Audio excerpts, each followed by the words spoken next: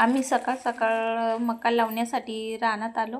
तर रानात आल्यानंतर बघा आमची ही रानातली घरचा पण रानात घेऊन आलो. तर ही दोन्ही काळू बघा कशी उड्या मारत आहेत. सकाळ सकाळ यांना भूक लागली. मग येतानाच घरून मी 2 बिस्किटचे पुडे आणले आणि दोघांना एक एक करून बिस्किट दिले. कारण त्यांना गेल्याबरोबर आशा लागते ना की खायला आणले की नाही, म्हणून ती खाण्यासाठी अशीच करत असतात. मग म्हणलं चला मका लावण्याच्या अगोदर आपण यांना खायलाच देऊया. खायला दिलं तर भरपूर खुश झाली ती, कारण त्यांनाही हेच पाहिजे असतं. आपण घरून गेलं की एक आशा लागते. लहान मुलासारखंच असतं त्यांचं पण, की आपल्याला घरून आपण गेल्यानंतर त्यांना असं वाटतं की आपल्यासाठी खायला आणलेलंच असतं. म्हणून त्यांच्यासाठी घेऊन गेले होते मी बिस्किट पुड्या. आणि दोघांना त्याच्यातच माझं एक 5-6 मिनटे ह्याच्यातच गेली. ते मला ओरडत होते की लवकर लावून घ्यायचं, लवकर कशासाठी आलो आपण, पटपट मका लावून उन्हाच्या अगोदर आपले उरकून घ्यायचे. पण आता काय करणार, आपल्याला त्यांची सवय लागलेली. पहिलं म्हणलं चला त्यांनाच खायला देऊया, नंतर जाऊया आपण मका लावण्यासाठी. मग तोपर्यंत थोडं उजेडत चाललं होतं. आणि हे पहा, ह्या रानामध्ये ना आम्हाला मका लावायची होती. आणि साईडनी पहा कसं धुकं पडलेलं होतं, सगळीकडून धुकं. आणि आम्हाला मका लावायची होती म्हणून मकाचे बी आणि 1.5 किलो मकाचे बी घेऊन आले होते ते.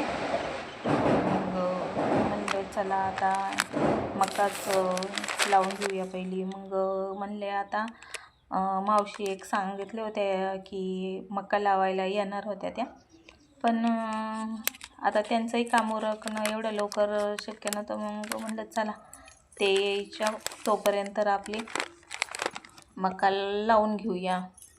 आणि हे पहा असे मकाचे बी असतात. मकाचे बी पाहे असे मकाचे बी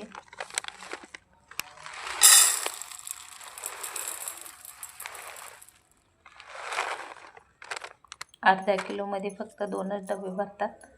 म्हणून मका म्हणले चला आपण आता लावूनच घेऊया. पण ऊसाच्या कडेला असल्यामुळे मलाही खूप भीती वाटत होती, कारण आमच्या इकडं पण वाघ सुटलेले असतात ना, वाघ येत असतात. पण आमचा काळू बागा कसा नजर ठेवून ती सोबत असली ना, मी रानात असले की ती सोबत असतातच ना. मग मला काही भीती काय वाटण्याचं काहीच कारण नव्हतं, कारण ती मी लावत होते मका तर ती इकडं तिकडंच फिरत होती. त्याच्यामुळे मला काही भीती वाटण्याचं काही कारणच नव्हतं तिथं.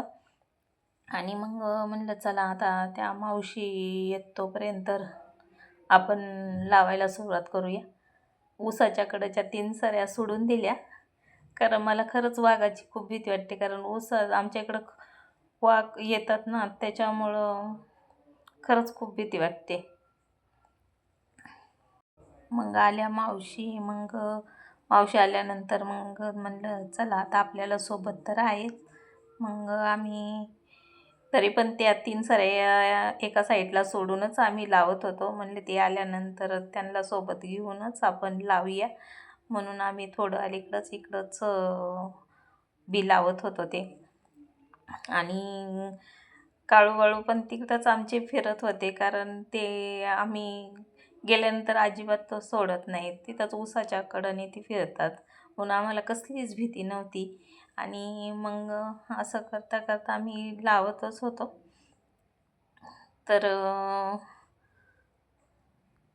आणि त्यातनं थंडी पण खूप वाजत होती. एवढं सकाळ सकाळ 7 वाजता म्हटल्यानंतर कडनी असं धुकं आणि एवढी थंडी म्हटल्यानंतर खूप थंडी पडलीच होती. नंतर आता 9 वाजले. मग आमच्यासाठी त्यांनी वडापाव घेऊन आले, कारण आम्ही सकाळी 6:30 वाजताच गेलेलो रानात ना. मग काहीच खाल्लेलं नव्हतं, फक्त चहा घेतला होता आणि गेलो होतो रानात. मग त्यांनी आमच्यासाठी वडापाव आणून दिला. आणि 9 वाजता आम्ही मग थोड्या वेळ बसलो. म्हणलं चला काम तर काय सारखंच असते, म्हणून मग आम्ही थोड्या वेळ मस्त वडापावाचा एन्जॉय केला. मस्त वडापाव खाल्ला, गरम गरम वडापाव होता तो. आणि रानात असं बसून खायला खरंच खूप छान वाटतं आणि मस्तपैकी आम्ही एन्जॉय केली.